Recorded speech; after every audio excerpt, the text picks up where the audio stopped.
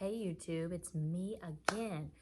We're here to do a video today talking about food. Yeah, it seems like I only have like a couple of things to wear, doesn't it? Well, it's because I don't fit in a lot of my clothes. And so I'm doing the best that I can. That and this is like my favorite t-shirt that I own. So, there's that too. But basically we're in the floor right now doing some floor time. We just finished tummy time. I just decided that I wanted to do a video. I had said in the previous video that I have like multiple videos that I want to do. It's just a matter of being able to record them. So a goal that I have for my channel now, I think, is to create other types of videos besides me sitting here talking and documenting my life. Because I realize this is like a boring type of video for most people. Like, it's kind of like, I guess, podcast style, but like in a podcast, you usually have two people, But my whole purpose of my channel really is not been to entertain. It's been to document my life, mostly for myself, but I am glad if you're here joining me. So there's that. But I have a couple of other things that I am wanting to do to break it up. It's really to entertain me. If you're entertained by it, if I gain followers, that's great. But like for the most part, like it's something that I want to do for myself, I guess, as a hobby, because my other hobbies are no longer working for me or serving me in my lifestyle anymore of being a mom of young children. So, and it's hard to get creative with my videos because this is very likely the only family member that you'll ever see. I'm not entirely sure. Yeah, girl. I'm not entirely sure, but this is my puppy Mia. She has been featured in at least one video before, and she just hasn't made it to the other ones because of where I sit whenever I do these. But like I said, we're doing some floor time right now. We're not a fan of the tummy time, so we've flipped over. We're still working. We're still working on the rolling over portion of life. She has rolled over from belly to back one time, but when she's on tummy time, she wants to crawl. This child is trying to crawl, not roll over. She's trying to crawl. She is trying to roll from back to belly when she's like laying on a bed, laying in her bassinet, but like not so much the floor. It's wild. So, like I said, we're just hanging out right now, and I thought I would start this video. So, speaking of my clothes and them not fitting and things like that, I had mentioned a while back, that I was going to start a weight loss journey. I don't remember if it made the cut that I was going to do a Biggest Loser challenge. I usually do a Biggest Loser challenge every year, and I have been doing that for like quite a few years. And before anybody jumps on that and wants to say that that's like really dangerous and unhealthy, here is why I like to do them. It's like a yearly reset. This year I actually have quite a bit of weight to lose, and the first 2 years that I did it, I had quite a bit of weight to lose then. But if I'm being honest, it's mostly just a reset to get me back on track. We like to do a 12-week competition, and really all that does is it serves the purpose of accountability.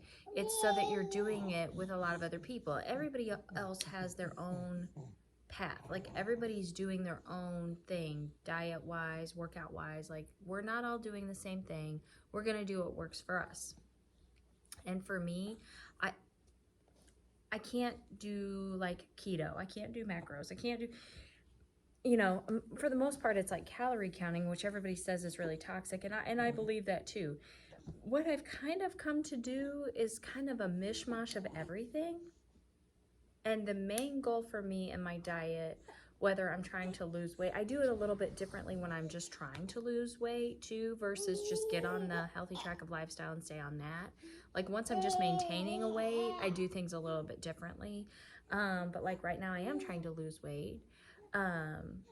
And so, but the main goal is to just get as many vegetables and nutrients in my body as possible, because it's mostly about health. And when I say that, I'm not trying to overdo it either. Like, you can take too many vitamins, you can't, stuff like that. And I understand that, but it's mostly just getting me on track. So it's not like I'm not trying to do some like toxic crash diet of like only eating eggs for however many weeks. Like, I'm not doing anything like that. I'm literally just changing what I'm eating, how I'm eating it, cutting out snacks, You know, so like the first week, and just to like be clear on where we're at right now, I've had a really hard time with food for a year now. I mean, longer than that in terms of life or, you know, whatever. But like, I got pregnant with this child and I got sick and everything smelled foul. It tasted foul. I went for a while, like there was one stretch I didn't eat for like 3 days. Like I was crying on my mom's couch because I couldn't eat anything and I was so hungry, and she made me some like butter noodles and a hot tea, and I was able to get that down and keep it down. And you know, it got better longer in pregnancy. It did get much better to where I could eat, but I still struggled with eating healthy. I still struggled with eating anything healthy. And if I'm being honest right now, I don't know if it's like a habit thing or because how I've been eating, or like I know my hormones are still kind of wacky, and I've noticed my hormones tend to affect how I eat, what I eat, and how that stuff tastes. So I don't really know what I'm dealing with at the moment, but I will tell you that like that's why I'm saying like I'm trying to get myself back on track after a year, and I'm trying to make myself eat more vegetables. I'm trying to eat, so like I know like tomorrow morning I'm not gonna make my smoothie. I'll be eating like a quick diety type breakfast.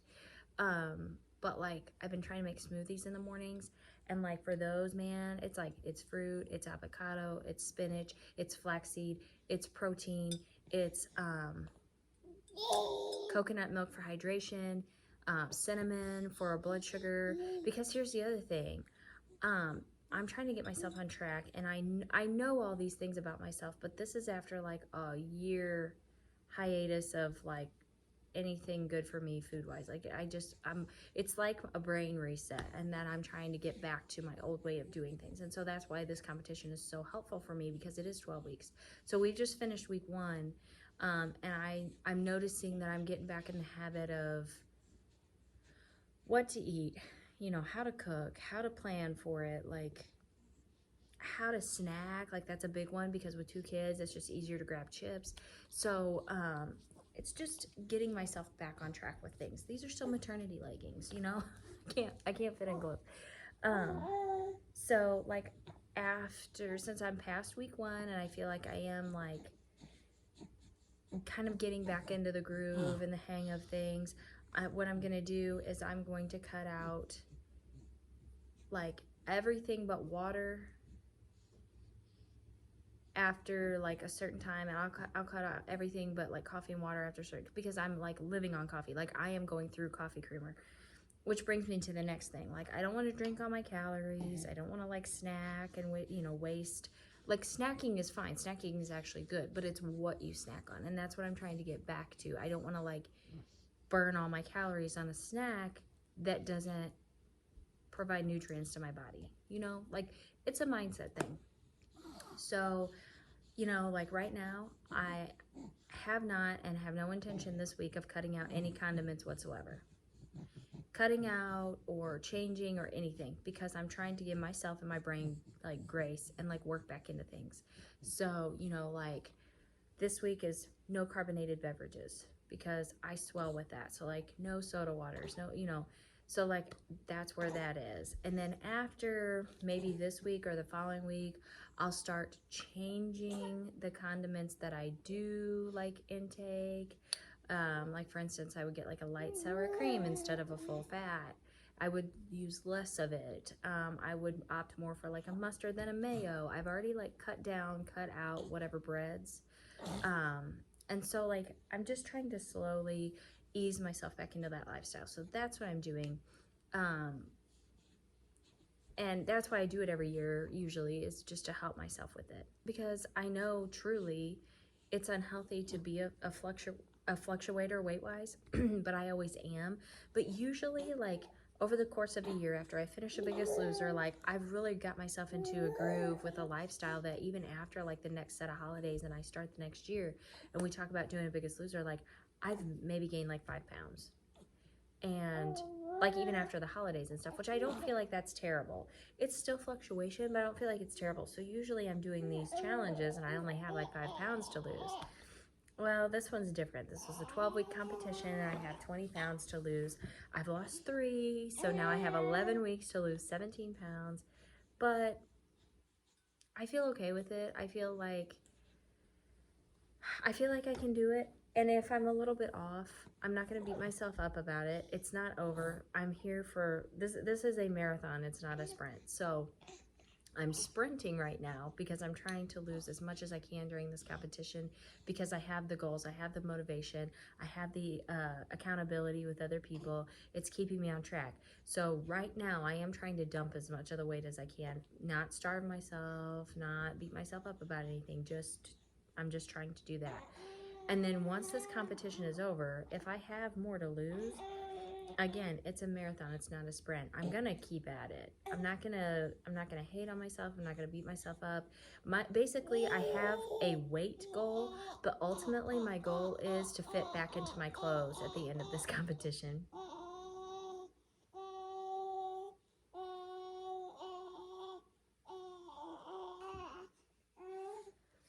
You're doing so good. Get it.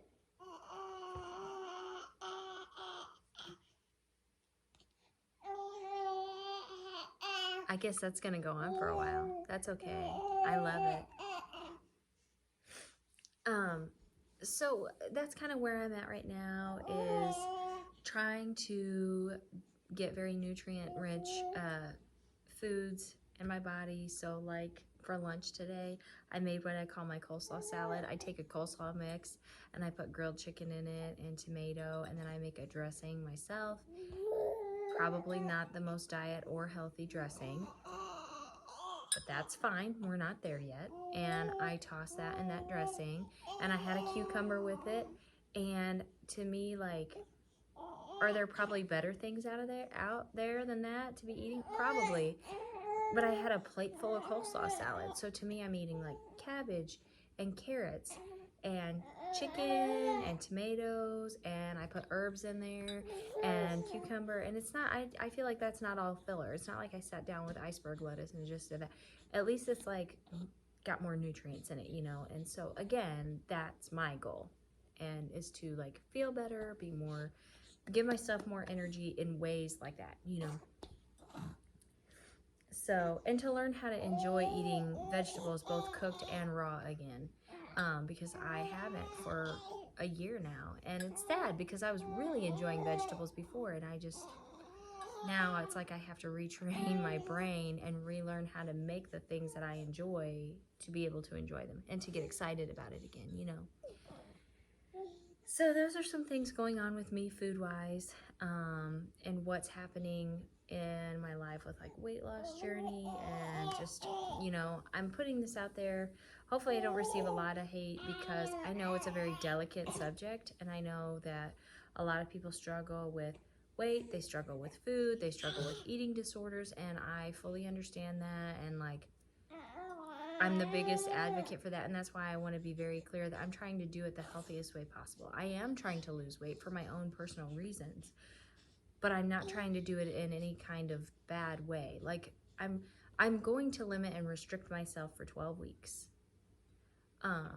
But with that, I'm not just gonna go cold turkey. I'm not just gonna like whatever. And even when I get on the track of that, like I don't cut out all sweets. I allow myself to have like dark chocolate. If there's something that I'm just really craving, I go for it. Like if I want a Dorito, I'm like, I'm not gonna say no. I'm just gonna go have like a couple to satisfy that craving, and then eat other things that are going to fuel my body. But like I just don't believe it's a good idea. For most people, some people maybe, but for most people, I don't think it's a good idea to not allow yourself things. It creates a bad relationship with food. Food is here for fueling our bodies. Food is here for enjoyment. But it's like everything else about keeping it within reason. And it's real easy to let that go another way. And I'm the first one to say that. And so that's what I'm saying, is I'm working on that for myself. Because I also want to teach my girls about fueling their bodies in a positive way. And I don't want them to have a bad relationship with food, you know, but I want them to know how valuable food is and how bad it can be, like both, you know. Um, but I have to learn that myself first. I mean, not that I don't know that, I do, but I have to maintain like a good lifestyle and good habits about it if I'm gonna teach them anything like that. You know what I mean? Another quick update that's not really that important, but kind of to me.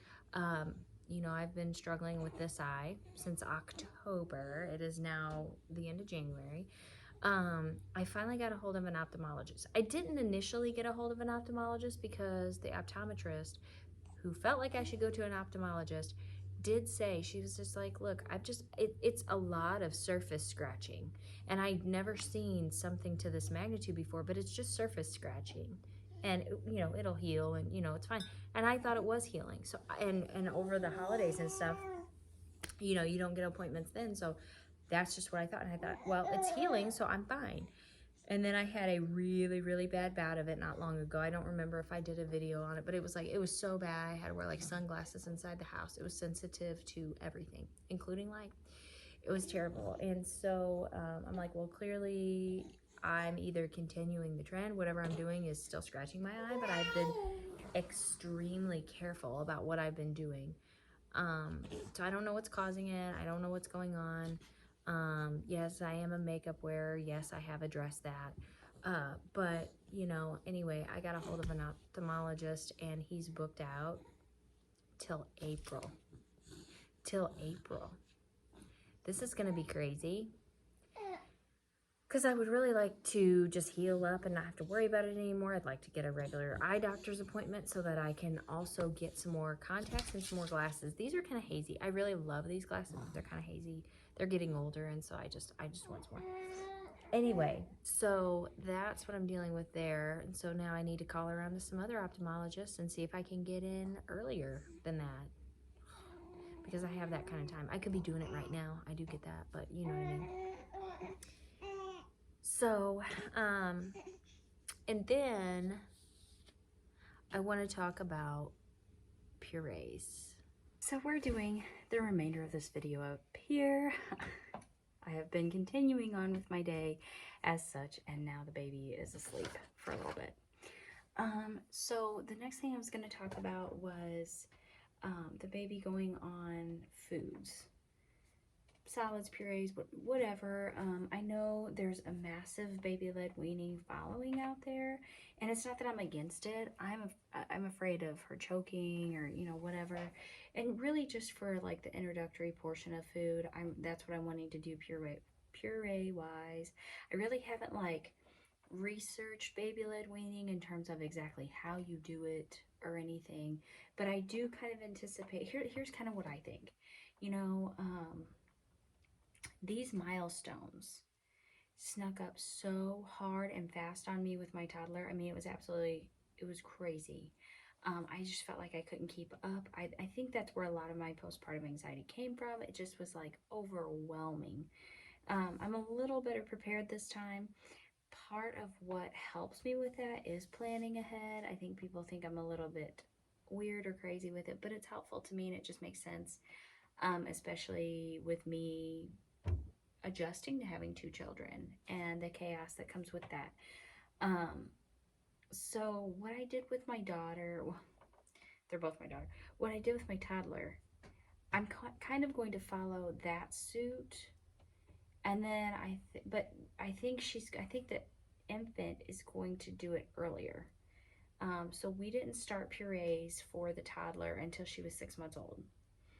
And I just think that the baby is going to be ready for that earlier than what the toddler was. And so I'm going to probably do it a little bit earlier. I've already tried to give her like a little bit of avocado.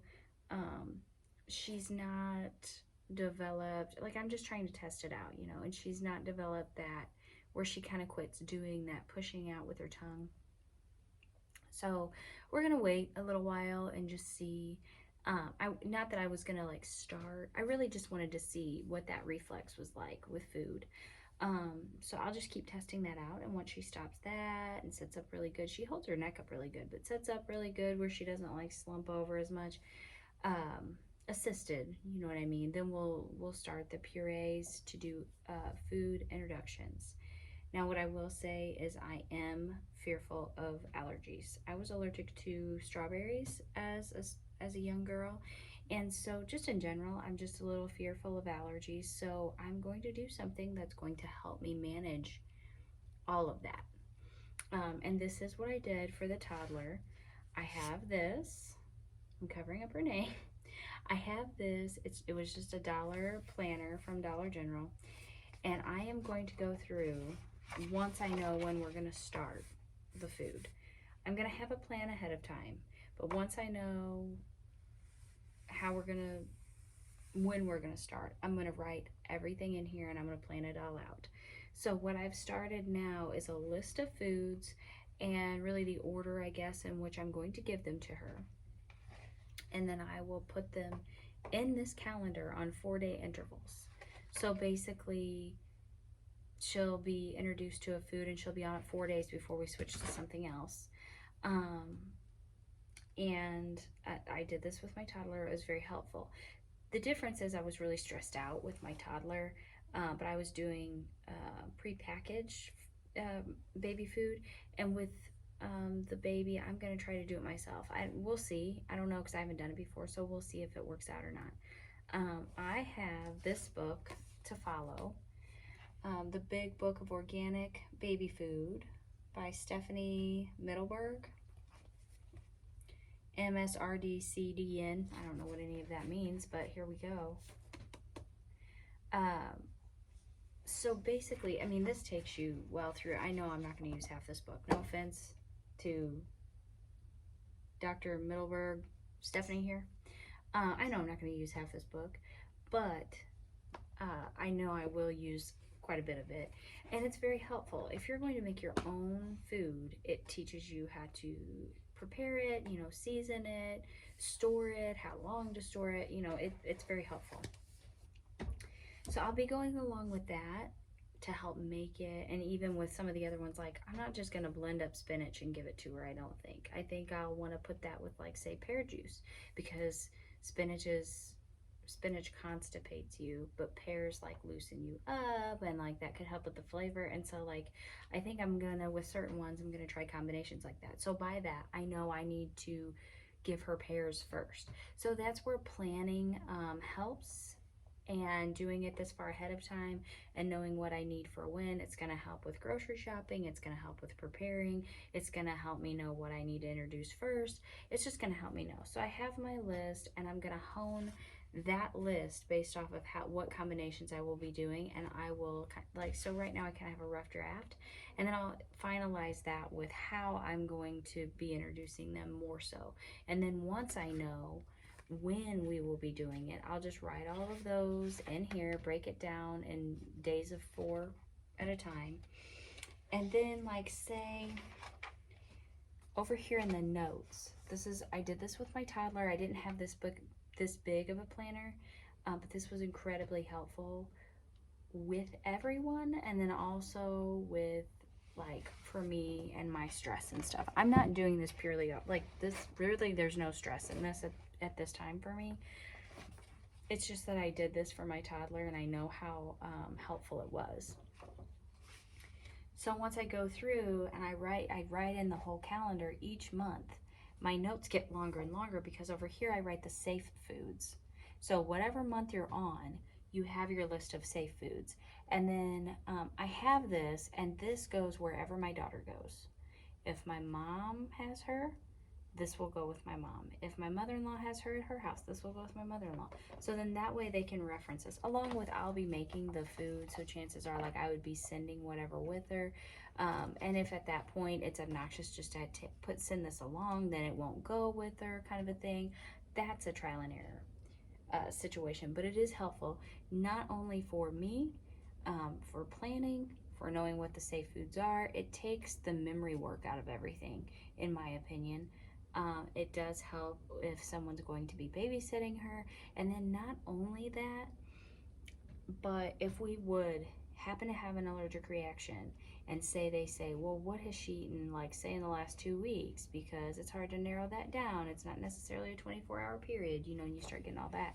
Then the panic sets in, because as a mom, you're like, oh my gosh, and you're scattered and you're everywhere and you're feeding a toddler and now you're trying to introduce, and it's just, to me, it makes this like streamlined, clear cut.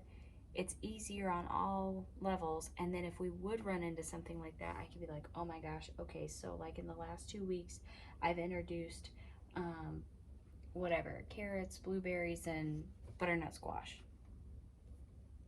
It's right there. And then I know exactly what to tell the doctor. Would I be able to remember that just off the top of my head anyway? I'm not sure, maybe. But this takes that memory work out of it for a multiple of reasons, and it helps me plan.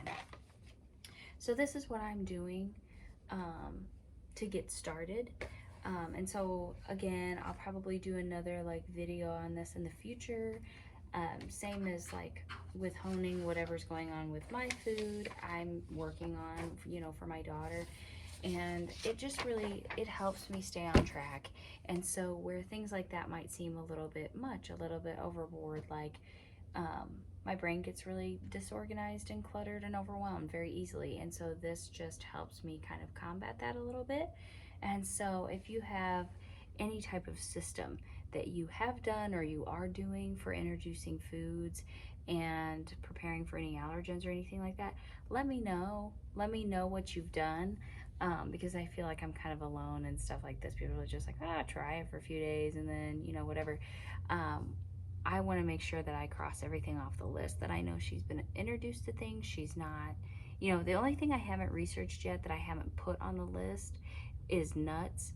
I waited for quite a while before I gave my toddler any nuts, and I bought, like, she was probably well past the puree stage, but I bought some, like, it was like banana and almond or banana and cashew or something, which I could just make those myself too.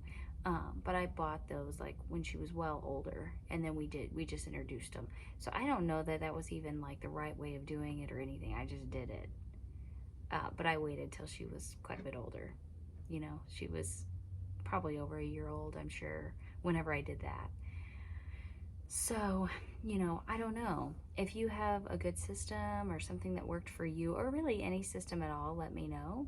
Just comment below, because this is what works for me, and it gives me peace of mind and reassurance, and then it also just helps me plan. So anyway, that's all for now. I'm sure I'll be, like I said, talking about these things in future videos. I want to talk about this in a future video. I'm gonna do a video talking about essentially staying on top of things, making plans for the week, what everything kind of looks like. I don't know that I've addressed this in any videos yet, but that is one thing that will be changing in the next couple months. My mom will probably start keeping the baby also, 1 day a week or a partial day a week. We're just going to dip our toes in everything we go to do. We're just going to try it out and see how it goes. Right now it's okay juggling everything. It's just like a lot, and it's stressful, and I never get any time.